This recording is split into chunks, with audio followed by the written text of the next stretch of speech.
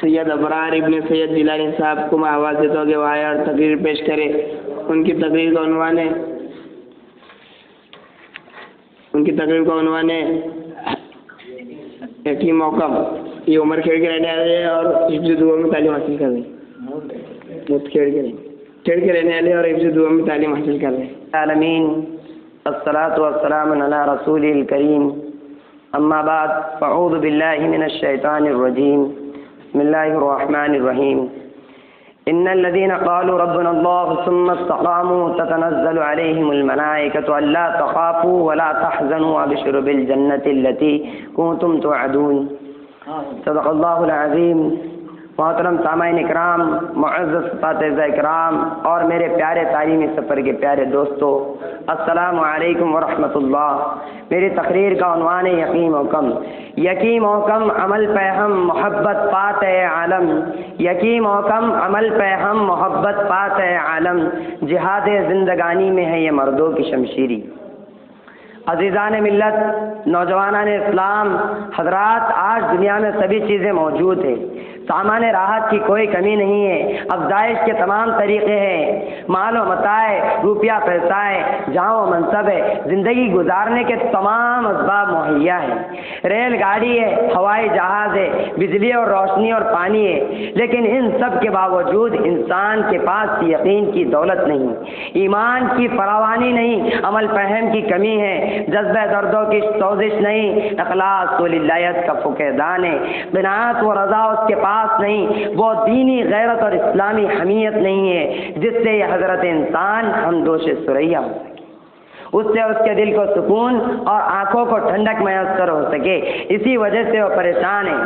سامعین اکرام، اقبال مرحوم نے زندگی سے نبردآزما ہونے اور زندگی کو حقیقی معرفت عطا کرنے کے لیے وہ نسخہ بتایا ہے، اگر انسان اس پر عمل پیرا ہو جائے اور اس کو اپنا لے تو اسے سکون و اطمینان کی حقیقی معرفت اور سرمدی لذت حاصل ہو جائیں گی۔ جس راحت کی تلاش میں وہ سرگردہ و پریشان ہے، وہ راحت اس کے قدموں پر نثار ہونے کے لیے بےتاب ہو جائیں گی۔ اقبال مرحوم نے اپنے شعر میں 3 چیزوں کی طرف اشارہ کیا، ایک ہے یقین محکم، دوسرے عمل فہم اور تیسرے محبت فاتح عالم۔ آج کے اس پر رونق مجلس میں پہلے جزو یقین محکم پر کچھ پیش کروں گا۔ قوم خساران ملت، یقین انسان کی بہت بڑی طاقت ہے، اس سے بڑھ کر طاقت نہ دنیا میں کبھی وجود میں آئی اور نہ کبھی آ سکتی۔ جب کوئی مرد خدا کسی بات پر پہاڑ کی طرح جم گیا اور اس نے حالات کے سامنے سپر ڈالنے سے انکار کر دیا تو دنیا نے دیکھا کہ اس کے یقین کے مبصروں کے انداز غلط نکل گئے، سائنسدانوں اور فلسفہ کاروں کے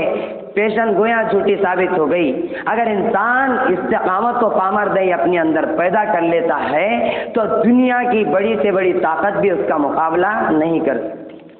تاریخ میں اس یقین و پامردہی کی عجیب عجیب مثالیں ملتی ہے، واقعات اس سے کچاکچ بھرے پڑے ہیں۔ غور کیجئے، سرکار دو عالم صلی اللہ علیہ وسلم اور آپ صلی اللہ علیہ وسلم کے اصحاب پر مکہ میں ظلم و ستم کی مشق کی جا رہی ہے، طرح طرح سے ستایا جا رہا ہے، راہوں میں کانٹے بچھائے جا رہے ہیں، جینا دوبر کر رہے ہیں، کفار مکہ ایڑی چوٹی کا زور لگا رہے ہیں کہ کس طرح اس اسلامی تحریک کو بیخ و بون سے اکھاڑ پھینکے۔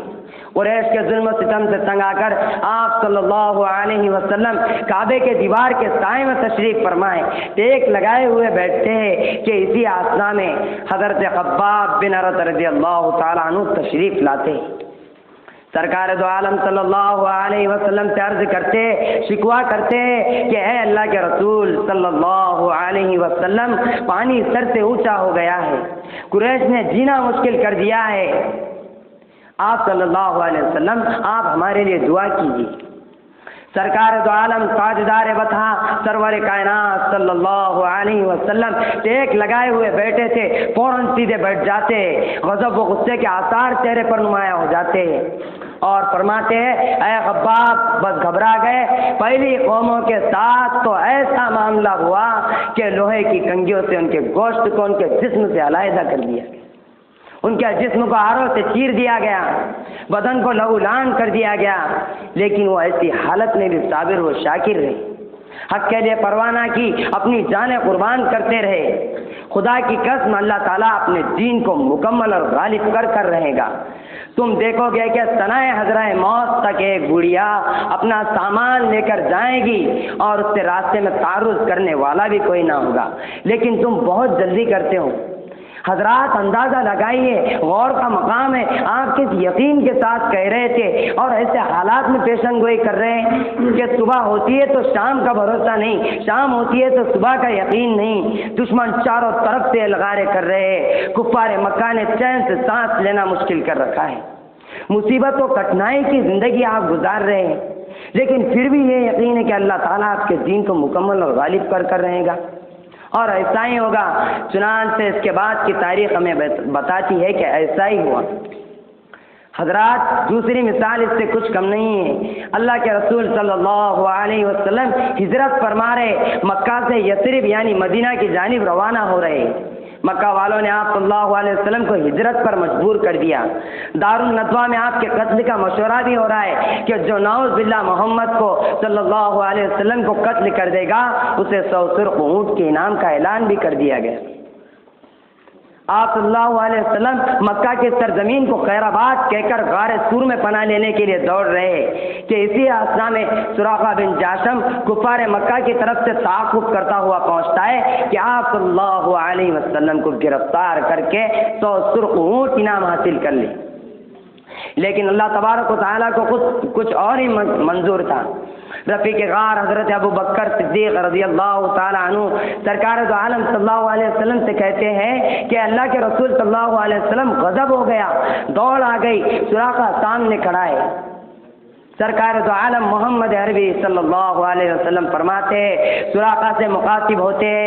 اور کہتے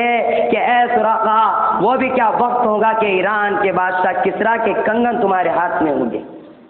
بیچارے سراقہ کے سمجھ میں یہ بات آ نہ سکی، اور وہ آتی بھی کیسے کہ ایرانی تہذیب و تمدن کے تاجدار جس کی سطوت و عظمت شان و شوکت کے آگے بڑی بڑی حکومتیں اپنی پیشانی خم کرنے کو باعث افتخار سمجھتی تھی،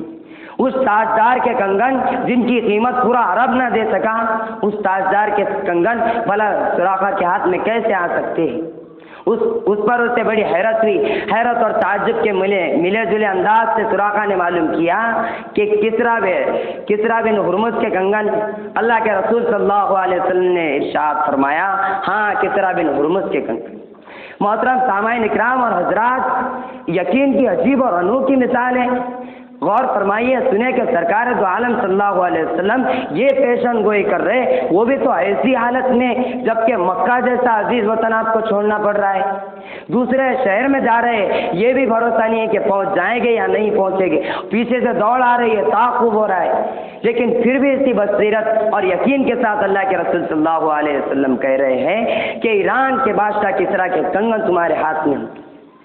حضرات ان کے نزدیک آنکھیں تو غلط دیکھ سکتی تھی، کان تو غلط سن سکتے تھے، جو ایسی خطا کر سکتے تھے، لیکن ان کا یقین اتنا محکم اور اتنا مضبوط ہوتا ہے کہ خدا کا فرمان غلط نہیں ہو سکتا۔ ان کا یقین مشاہدات کی سرحدوں کو پار کر جاتا۔ اسی یقین کو لے کر جب امت مسلمہ اور صحابہ اکرام رضی اللہ تعالیٰ عنہ آگے بڑھے تو حالات نے ان کے آگے سپر ڈال دی۔ پہاڑوں کی سنگینی کے دل چھوٹ گئے، طوفان ان کے آگے دب گئے، سمندروں نے انہیں راستے دیے، پرندے ان کے تابع ہو گئے، درندوں نے ان کی غلامی کی، دریا ان کے حکم سے روا ہو گئے اور وہ ظاہری حالات سے آگے بڑھ گئے۔ اسی خدا پر یقین کی بدولت وہ خدا اور بندگان خدا کے یہاں معزز و محترم بن گئے، عزت و عظمت کے مالک بن گئے، جان بانی و ملک گیری کے فرائض انجام دینے لگے،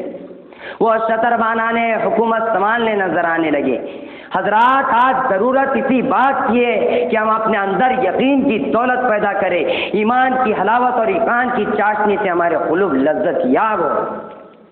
اور عمل پہ ہم کو اپنی زندگی کا لازم جز بنا لے، تو اس کے ذریعے ہم پوری کائنات کو موخر کر سکتے ہیں اور مسخر کر سکتے ہیں۔